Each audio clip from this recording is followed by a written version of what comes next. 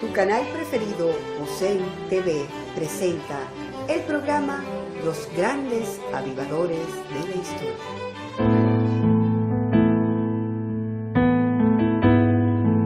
Buenas tardes, bienvenidos una vez más a un nuevo segmento de su programa Los Grandes Avivadores de la Historia. Les habla el pastor Eduardo Pérez. Hoy les quiero hablar de una gran mujer temerosa de Dios de nombre Maria B. Woolworth, conocida como la mujer que mostró el Espíritu de Dios, y quiero enseñarles la forma en la cual María nació. Nació el 22 de julio de 1844 en New Lincoln, Ohio. Fue la cuarta hija de unos granjeros, Samuel y Matilda Underwood, y de niña padeció la angustia de tener un padre alcohólico y un hogar sin Cristo.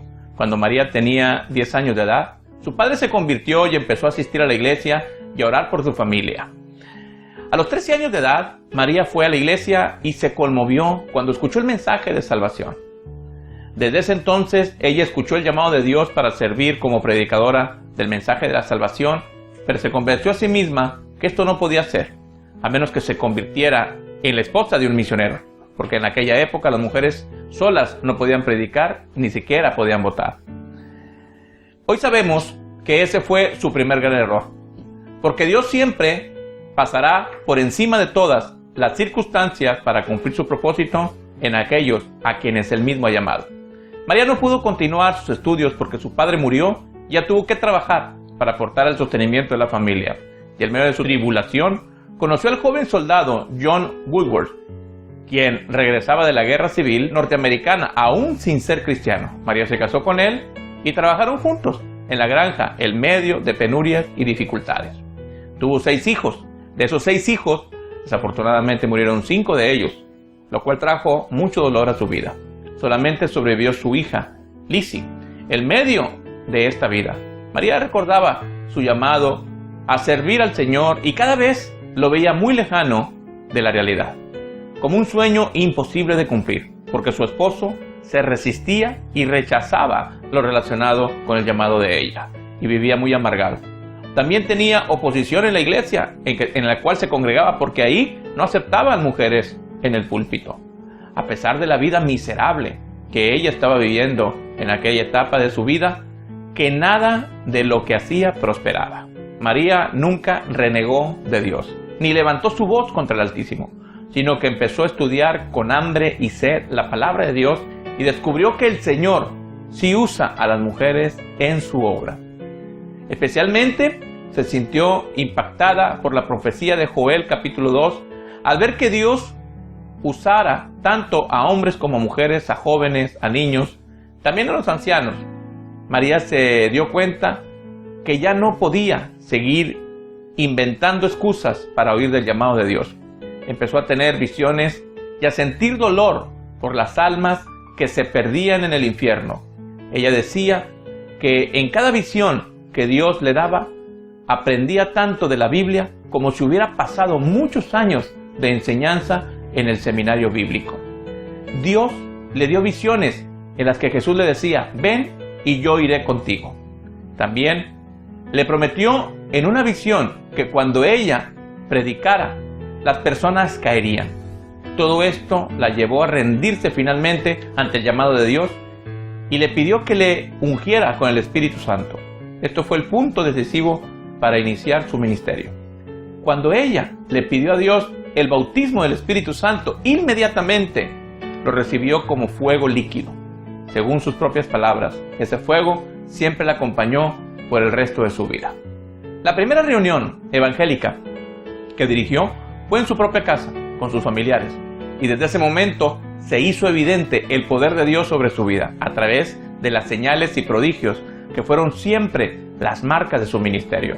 Luego empezó a predicar más allá de su propia comunidad. Empezó a hacer campañas evangelísticas y los pastores de muchos lugares la invitaban porque querían que la predicación de ella avivara sus iglesias. Dios le prometió que cuando ella abriera su boca para predicar, Él la llenaría con sus palabras. Esta promesa se cumplió literalmente. En sus reuniones, muchas personas no podían soportar el poder del Espíritu Santo y la convicción de pecado, y salían corriendo gritando porque querían recibir a Cristo en sus corazones. Ahí nos damos cuenta, mis hermanos, lo que también marca la Escritura en el libro de los Hechos, capítulo 8, verso número 4, cuando Felipe descendió de Jerusalén a Samaria. Dice la Escritura que él descendió con el poder del Espíritu Santo y les predicaba a Cristo y veían las señales que se hacían a través de aquel hombre llamado Felipe.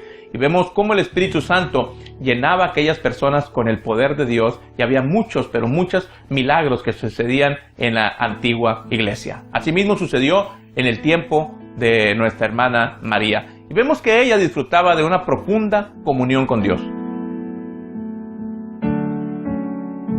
Y esa vida de intensa oración se reflejaba en sus servicios. El ministerio de María Woodworth creció aceleradamente. Miles de personas venían a sus campañas evangelísticas y cada vez crecía más la unción. Empezaron a suceder increíbles sanidades en su ministerio. La gente caía al piso bajo el poder de Dios. María quedaba quieta por varias horas mientras tenía poderosas visiones de Dios. A veces se sacudía, temblaba y rodaba por el piso como resultado de la fuerza incontrolable del poder de Dios que se manifestaba sobre ella. Interesante, porque la Biblia nos enseña que las manifestaciones del Espíritu no las podemos discernir con nuestra propia mente. Empezaron a suceder increíbles sanidades en su ministerio. La gente caía al piso bajo el poder de Dios. Por todo esto, a María Woodworth se le conoce como la precursora del movimiento pentecostal. Ahí inicia ese movimiento. Muchas personas eran salvas en sus reuniones, inclusive líderes y ministros de las diferentes iglesias. Otras personas eran sanadas milagrosamente. Otras caían como muertas al suelo y ahí duraban horas. Algunas personas tenían visiones que transformaban para siempre sus vidas y sus familias.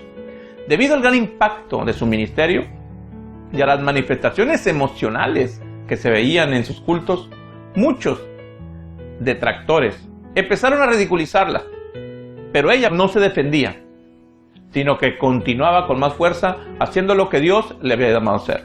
En su concepto, las manifestaciones del Espíritu Santo no eran nada nuevo, sino algo que la Iglesia de Jesucristo había perdido durante mucho tiempo.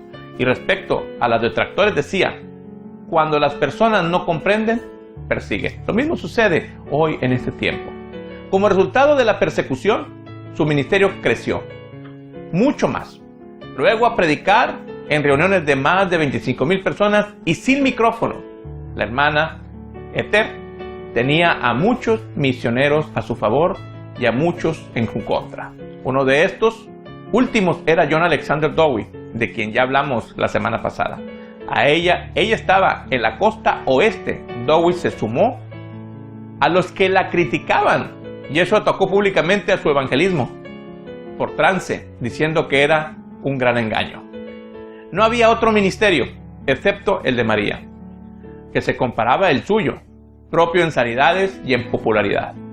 Por lo que muchas veces se refería a por lo que ella, cuando hablaba de los abusos. Solo una vez, la hermana Ether, hablando de María, porque es el apellido último de ella, Ether, se defendió públicamente contra Dowie y lo hizo con estas palabras. Después de decir en nuestra reunión, delante de miles de personas, que nunca había visto el poder de Dios tan maravillosamente manifestado, y después de decir a toda su gente que me apoyara, fue por toda la costa predicando en contra de mí y de mis reuniones. Hasta terminar con todas sus obras misioneras. Su única objeción era que algunas personas caen bajo el poder de Dios en nuestras reuniones. La hermana Ether vivió 17 años más que Dowie. Esto es algo interesante. Pero mire lo que sucede. El enemigo se levanta siempre atacando y golpea con fuerza su propio hogar. Su marido le era infiel y eso salió a la luz pública durante una cruzada que María realizaba en Oakland, California. Ella decidió abandonarlo y se divorciaron en enero de 1891. Un año después, él se casó de nuevo y comenzó a calumniar públicamente el ministerio de esta sierva de Dios. Pero casi inmediatamente murió de fiebre tifoidea en junio de 1892. Una gran muestra del carácter verdaderamente cristiano de María Woodworth se evidencia en el hecho que, a pesar de la tormentosa relación contra su ex esposo, ella asistió al funeral, lloró en el servicio. Otro hecho que fue muy controvertido era cuando en 1890 profetizó que la costa oeste de los Estados Unidos sería destruida por un gran catástrofe. Muchos pastores y ministros estaban a favor de ella y otros en contra.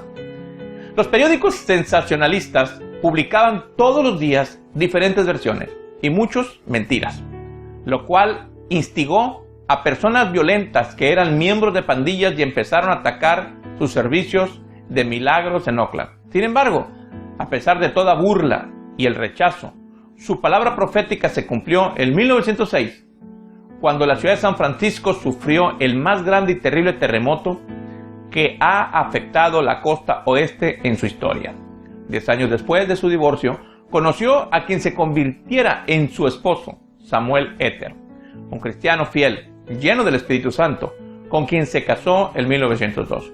Con este hombre de Dios, María disfrutó la felicidad en un matrimonio cristiano, recibiendo de él todo el apoyo que necesitaba para el ministerio y el amor y cuidado que nunca había tenido. Samuel Ether murió 12 años después de su matrimonio. Después de 45 años de ministerio, predicando en campañas itinerantes en los Estados Unidos, Dios le dijo que había una sede permanente en Indianápolis. Y ella construyó el templo que fue llamado Tabernáculo, al lado de su casa. Este templo fue inaugurado en mayo de 1918, en el que ministraba María Woodworth los últimos 6 años de su vida. En sus últimos días, la llevaban de su casa al tabernáculo sentada en una gran silla de madera. Ella oraba e imponía las manos sobre los enfermos y estos se sanaban. Algunos sanaban con su sola presencia. Ella decía que predicaría hasta el final de sus días, porque es mejor gastarse por Jesús que herrumbarse. A mediados de 1924 murió su hija Lizzie, y a pesar del dolor de su salud deteriorada, María dirigió el funeral. Con este triste episodio, María Woodworth terminó de enterrar a toda su familia, y poco tiempo después, cuando ya había cumplido 80 años, ella misma partió con el Señor a su hogar en el cielo. Que nos enseña como creyentes en nuestros días su aptitud, cómo debemos aplicarlo a nuestras vidas. Veamos poderosas señales y maravillas. Por eso, viendo la vida de esta sierva de Dios, debemos sacar como conclusión cultivar los tesoros de Dios en ti y en mí por medio de la palabra de Dios, y luego debemos hacerlos surgir a la superficie por medio de la oración y la obediencia. ¿Cree que Dios hará que se produzcan señales y maravillas a través de ti?